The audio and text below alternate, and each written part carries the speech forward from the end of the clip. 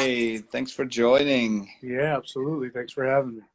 I want to introduce you to our audience. All You right. are an American wrestler, Mike the Starving Artist Magnum, who has been in the sport for over 15 years, and you've fought SmackDown, Raw, AEW Dark.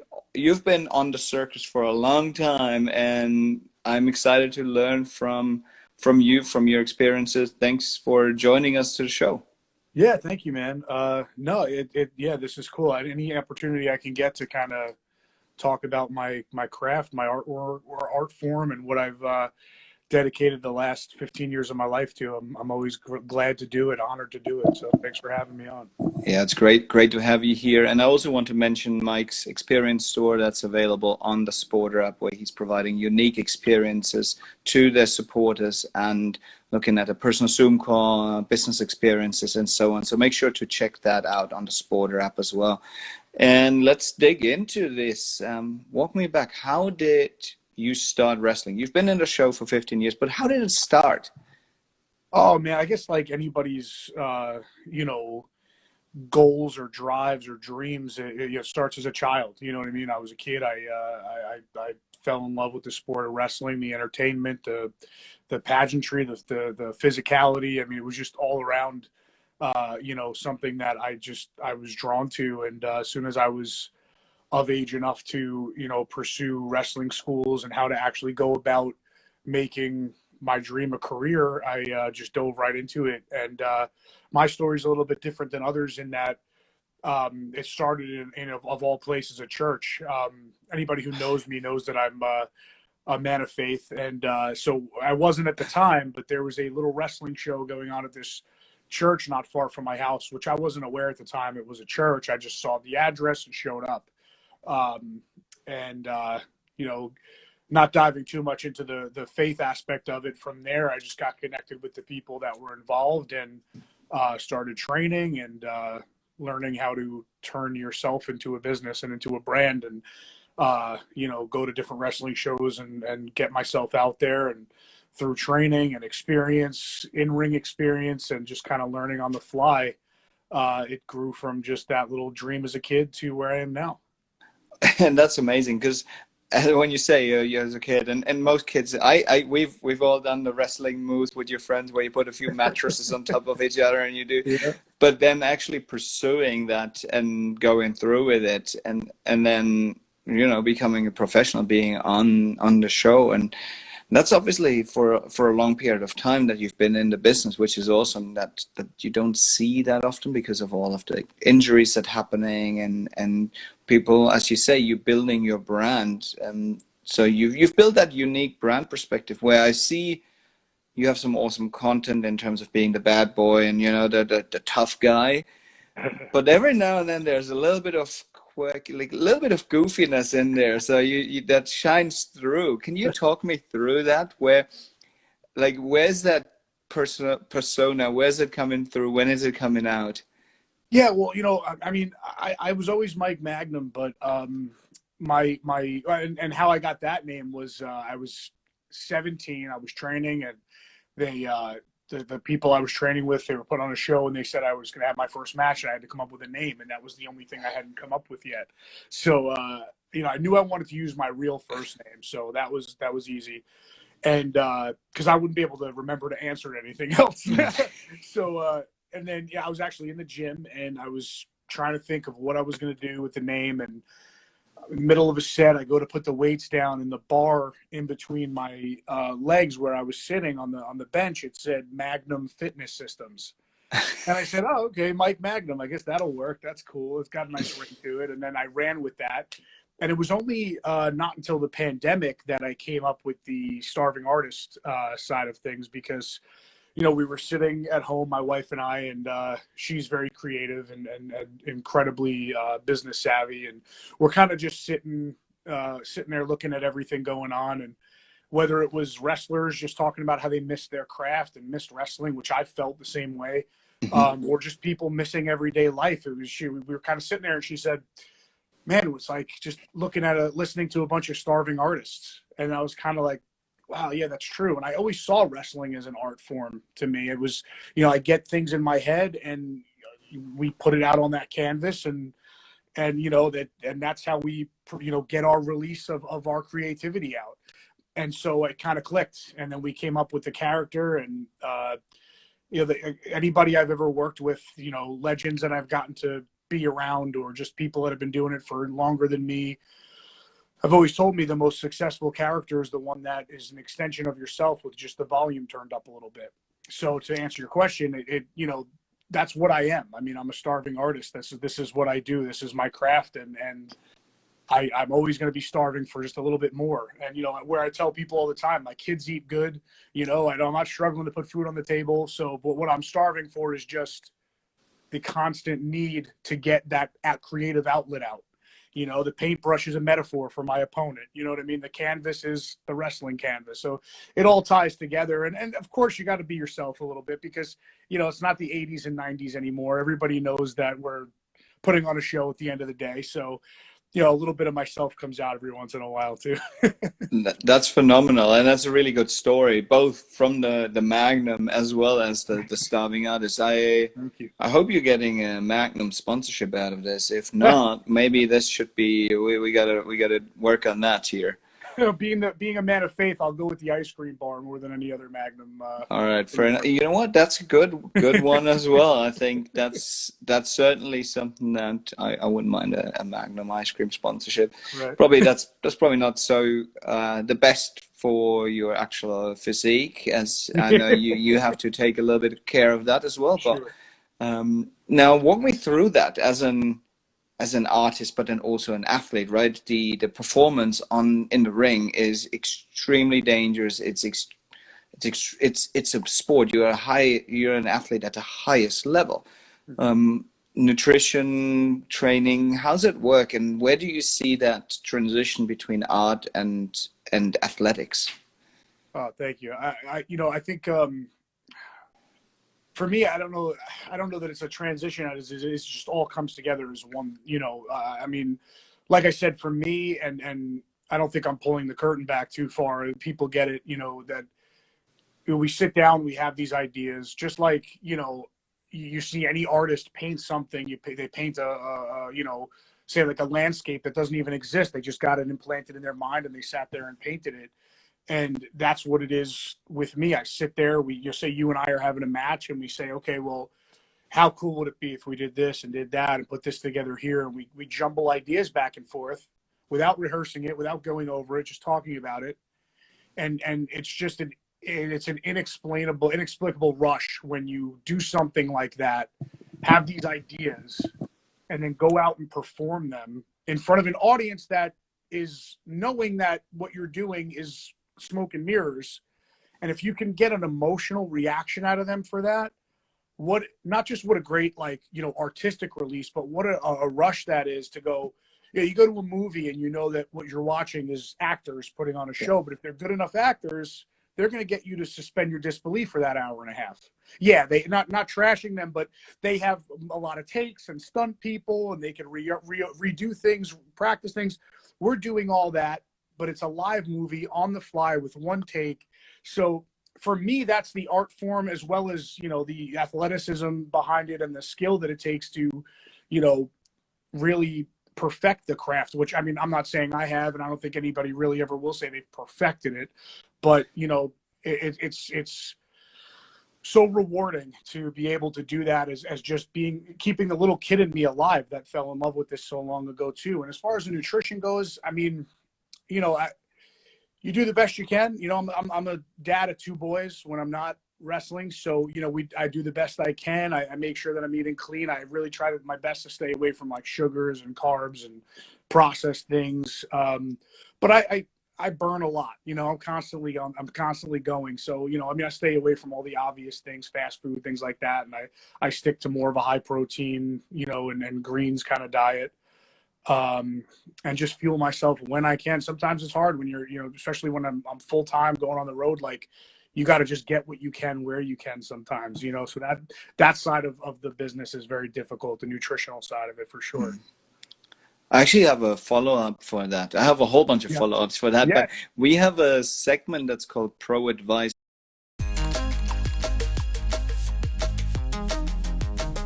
where we ask our audience to send us some questions for you. And one Absolutely. of the questions reads, I struggle to gain weight and muscle. How do you have any tips to help me out on this?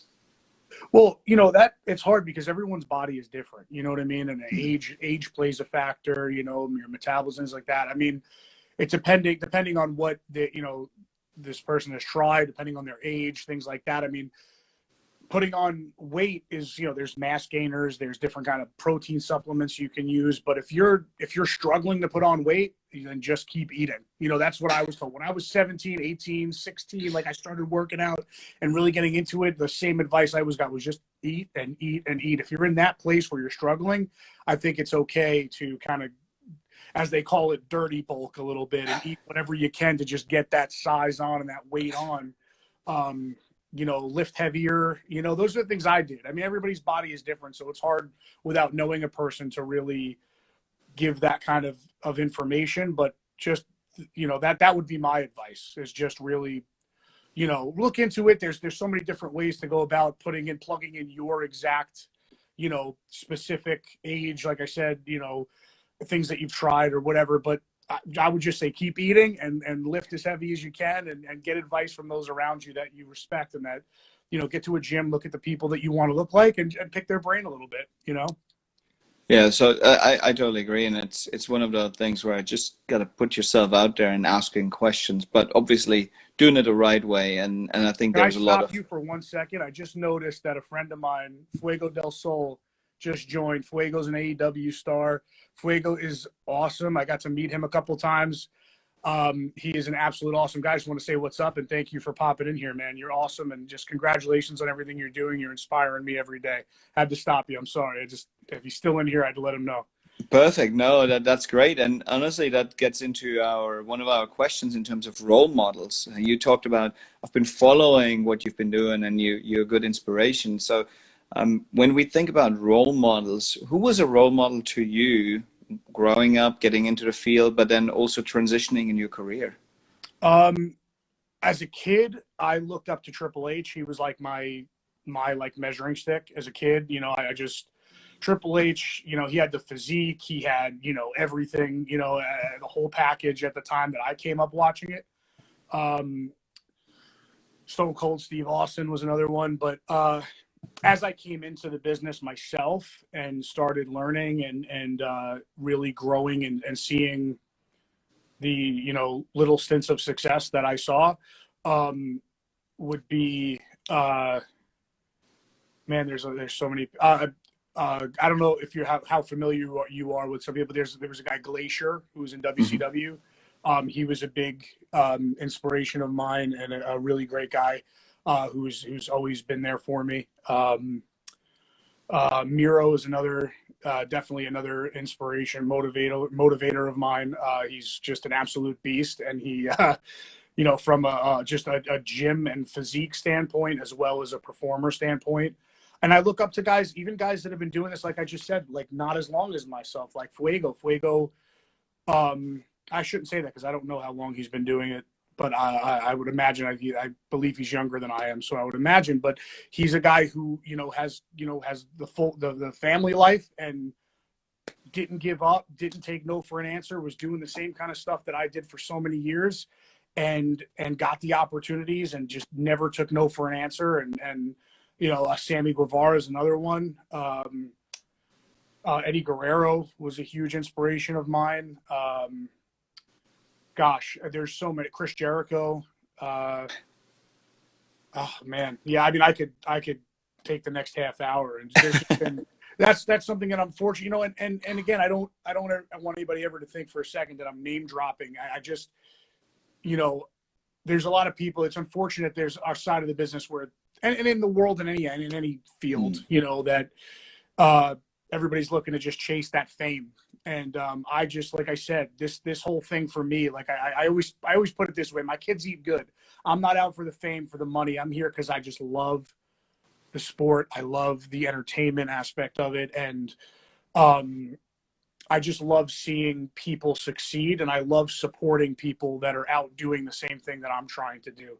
So that's why I say guys like Sammy Guevara, like Fuego del Sol, like you know, these guys that have been out there just grinding and hustling. And I love the fact that people like, you know, that maybe there was a time where, and I think they would agree, not to put words in their mouth, but there was a time where wrestlers had to be 6'10" and 350 pounds, and they didn't care about that. They kept going and they kept pushing, and they didn't take no for an answer. And now look where they're at. You know what I mean? So I just, anybody that's pursuing their dream, that's not taking no for an answer, and that's, you know, fighting for what they know they were put on this earth to do, is an inspiration to me. And that's the fact. You know, I mean, there's definitely people that you can go, you know, kids growing up, oh, Hulk Hogan, this guy, that guy. But honest to God, from my heart, anybody that's in any field of sports, entertainment, or even just in the corporate world, if you're pursuing what you are passionate about, you're motivating me to keep doing the same. That's really, and I feel inspired by that. Even when you talk to that through in terms of, look, here's, don't take no for an answer. Really go for what you want, and just pursue your dreams. I think that's certainly, you see that with athletes at the highest level, in many different sports. That this is one of the characteristics and the attitudes towards success, as in, I will succeed. No, sure, there's doubts, there's along the ways there are pushbacks, but I think that attitude is super important to be an athlete at the highest level. Now, when there are some pushbacks, some step backs, we all have them. We all doubt ourselves, particularly in a field where in wrestling, right? You're putting yourself out there. There's a lot of showmanship, but there's also so sometimes you got to play the bad guy, and you get that online hate. You get all of those fans of the other wrestler trash talking. So certainly there's a little bit, it's maybe a little bit elevated in your field. How do you deal with that? Oh man, I think, you know, I think anybody that's, I hate to say it this way, but for lack of a better way to put it, like anybody that's worth anything in the professional wrestling business would tell you that, you know, if you're getting affected by, you know, performing and if your job is to be the bad guy and you're getting affected by people hating on you, then this isn't the business for you. You know, I mean, your job is to be a heel, a bad guy, and they're hating on you, then you're doing your job. You should be happy. You know what I mean? You have to have thick skin. I mean, you know, especially in today's day and age with social media. I mean, there's a lot of people out there that, you know, are just looking for any reason to hate or trash talk, whether it's on social media or in the world, unfortunately. But, you know, in wrestling, you have to have thick skin. And I mean, again, me looking up to, like, my favorite guy was Triple H. He was always the bad guy when I was a kid. So I kind of was always, you know, drawn towards that. But yeah, I mean, you know, look, and I can't say you can't let that be, or maybe you don't belong. Maybe that's not fair to say, because I would just encourage somebody to say, listen, if your job is to be the bad guy and people are hating on you, then you got to thrive off of that. You got to push through that. And if you're struggling with that, I shouldn't, maybe, you know, it's insensitive to say that this isn't the business for you, but I would just encourage you to pat yourself on the back when those things come. I mean, there's a great incentive out there right now. It's called Tag Me In United, and they're doing something with, it seems relatively like it's in the wrestling world right now. I'm not sure where it got started, but it's a wrestling themed platform for mental health awareness. Okay. And, you know, I mean, there's so many different outreaches growing now. Eddie Kingston put something out the other day, another AEW star, about his mental health. I mean, there's just so many, you know, different people that are struggling with different areas of mental health. And, you know, myself included, I've had the same thing. And you know, it's important to find people to lean on if you're in that place. I think that Tag Me In is doing a great thing. And anybody who has the courage to speak up when they're going through any sort of mental health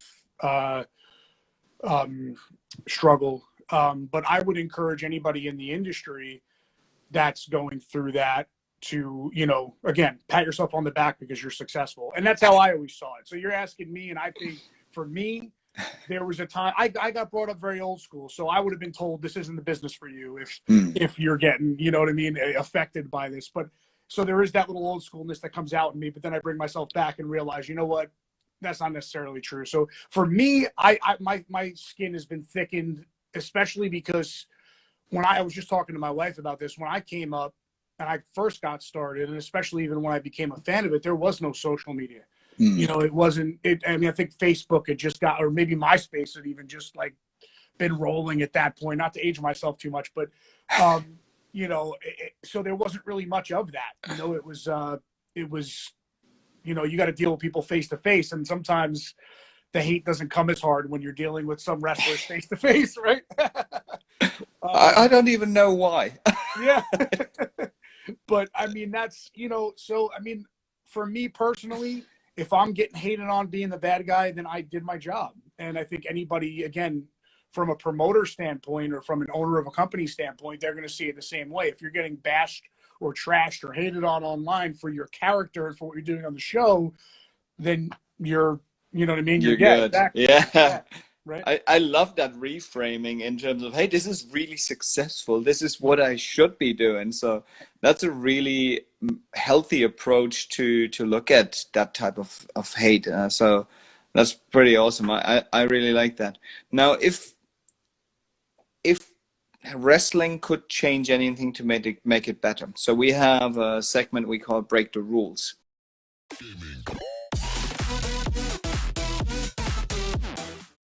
Where we ask you to change a rule in wrestling just to improve the sport, make it better, whatever better means for you. So you meaning rules as far as like during a match, like what could be different within a match, or just in the wrestling world in general? That's up to you. Whatever you want to talk about. Man, honestly, I think, you know, there's positives all around in wrestling, you know, especially I think AEW is doing a phenomenal job of changing wrestling for the better. That's tough, you know. I mean, when you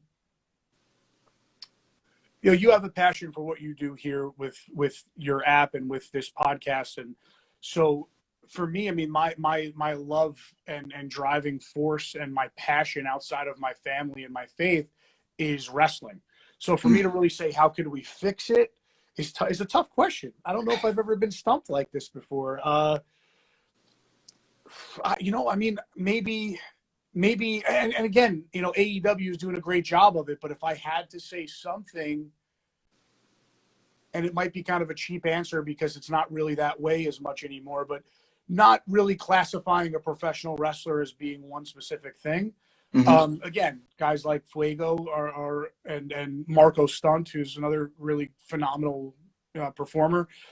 There's guys of all shapes and sizes. You know what I mean? So I guess that's my cheap answer. Is just I don't think it's a cheap I'll answer. put it this way. I'll say keep it up. Keep what we're doing in.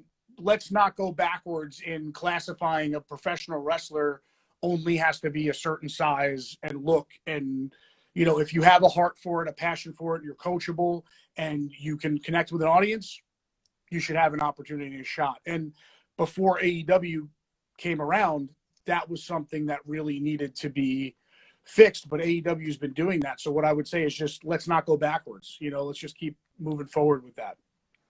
That's a great answer. And honestly, I think that's something that these are the things we're looking for. Obviously, in wrestling, there's a lot less rules. So in other sports, it may be easier to say, oh, we want this rule change or this rule. But you guys are not as regulated. So I think it totally makes sense. But I think being more inclusive of what it means to be a professional wrestler is an awesome answer. So I think that a lot of wrestlers are hearing it. I'm like, yep, I agree with that. Yeah. So that's great. Now, when we think about the sport and the art of wrestling, what is your memory that you cherish the most? Oh, man. I'm sure there are so many, but is there one specific fight, one specific incident where, like, you know what, I will always cherish this specific moment? I mean, I guess the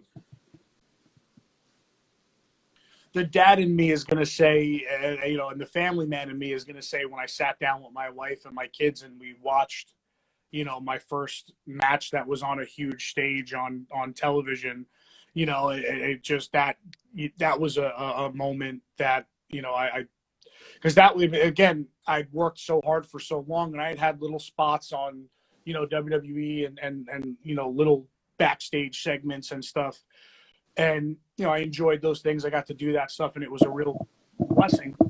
But it took me 15 years to finally get the opportunity with AEW to be on that main stage in the ring. I mean, I've had matches with WWE, but they were never televised.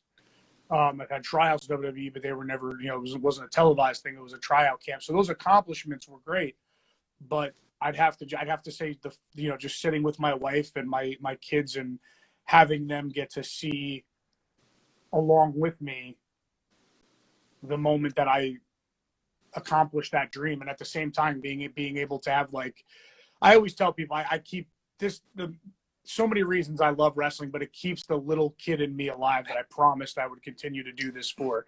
So it was almost like, as awesome as it was that I got to sit there with my wife, who has been my biggest fan and my biggest supporter, along with my kids, but to be able to kind of sit there for a moment, and it almost felt like my younger self was sitting there with me and going, hey, we did it. You know, we did it.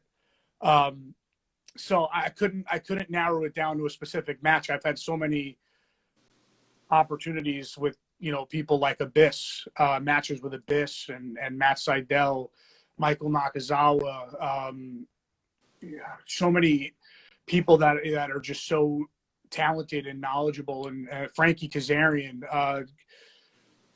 guys that I would never imagine I'd be able to either step in a ring with or share a backstage area with, like Triple H, like Vince McMahon, like shaking Vince McMahon's hand backstage at Raw. Like, I've had so many crazy moments where I say it out loud and I can't believe that I'm actually saying something that happened. But I gotta say, or even just, yeah, man, there's so many things. Like making the phone call to my dad to say, hey, you know, I'm going to have a match on TV with AEW. You know, like another, you know, my dad was another person who just supported every single thing I did, cringed every time I took a bump in the ring because he was, you know, I'm his baby. But, you know, it's just, I would have to say the first few matches I had with AEW, being able to experience that with my kids, and, you know, being able to be that parent too, that it was an opportunity, not just at that, but to be the parent to say, hey guys, go after your dreams, and be able to actually back it up with, look, I am, there's no reason why you can't, you know what I mean? So it goes a lot deeper than just, I always tell people I started wrestling as a selfish dream, and somehow in my faith, I believe God took it and said, no, this is going to be for, you know, not just for, yeah. So man, I could go on, but I think, yeah, I'd have to say just experiencing that moment with my family, my biggest supporters, and again, like my infant self. That's awesome. Now I have to ask, how do the boys react to having dad on TV, being a wrestler? How old are they? And obviously all within what Yeah, no, of what course. age range here? Yeah, they're 9 and 4 now. Okay, cool. And I mean, it's they think I'm Superman, and they thought, you know, and I'm sure, you know, everybody always says they thought that even outside of this, because but for me, it's just they definitely, it's cool. It's cool. I don't do it for that reason, because I don't, you know, again, it's not a selfish thing anymore, but it's very cool to, you know, have them kind of go somewhere and go, yeah, my dad's a wrestler. Yeah, then have your kids be proud of you for something. It's cool that they're proud of you just for being their dad, but to have them be proud of you for, you know, something else, especially my 9-year-old, he's like, you would think he was 20 sometimes. So like, you know, the get away from me dad kind of stuff, you know? So like when there is something where you can be proud of it, it makes me feel better too. So it's cool. They love it, man. They love it. That's awesome. And that's where we talked about role models in the career. Now you're a role model, but a totally different type of role model. That's amazing. I really like that. And that goes to the heart, right? And yeah. that's the thing. It's like you have this tough business, but at the end of the day, you're creative. You that person behind the wrestler, behind Mike Magnum is really intriguing. It's really nice to see the heart with the family and the faith and what you believe in, and you're pushing through that. Thank you for sharing all of that. That was awesome. Yeah, man. Any opportunity I can get, I just think it's important to always. That's if you're not, not to steal something, but like the Ultimate Warrior said, but in his speech, if what you're doing is getting your heart pumping and getting the blood going through your veins and really getting you excited and what you're passionate about, I mean that's what life is. And it's crazy that he had that speech, and a lot of people know he made that speech and then tragically passed away the next day. But I think that was just such a great thing to leave behind. I mean, there's so many other things that were kind of tainted his legacy, but I mean that is just so true in that it can literally be over tomorrow. So there's no sense in going through life unhappy or not doing what you feel called to do or what you want to do, even if it's not making. I mean, there were so many years it didn't make me a dime. I was hemorrhaging money wrestling, but it was what I loved and it was what I felt called to do. And I just think it's so important anytime I get a platform like this, which I'm very appreciative of, that I just, even if one person hears it that needed to hear it, you got to go for what you love. You got to go for what you're called to do, because one of my quotes I always say every day, every morning is, I tell my kids, I put it out on social media, is live each day so that if tomorrow comes, you're ready. And if it doesn't, you're satisfied. That's the best way to go about life, in my opinion. That's awesome. I think you should add that motivational speaking as part of your sport experience store, because you're absolutely right. You speak to the heart. So I can see that. This is really great insights, and I'm really very appreciative of your time and insights. And I think our listeners got a lot from this, and there's a lot of little nuggets throughout the whole conversation that we can really take away. So appreciate you being on the SPRTER Podcast. For any of our followers here, make sure to check out Mike's experience store on the SPRTER app, where he sells a range of awesome experiences with him. I think motivational speaking should really be on there. And make sure to give him a follow on Instagram and all of the other socials at Artist Magnum, and Mike Magnum, the Star Wars Artist. Thank you, man. Yeah, absolutely. I appreciate the time. Thank you so much. Thanks for joining us, and have an awesome day. Thanks. Thank you. Thanks, everybody. Bye. Take care.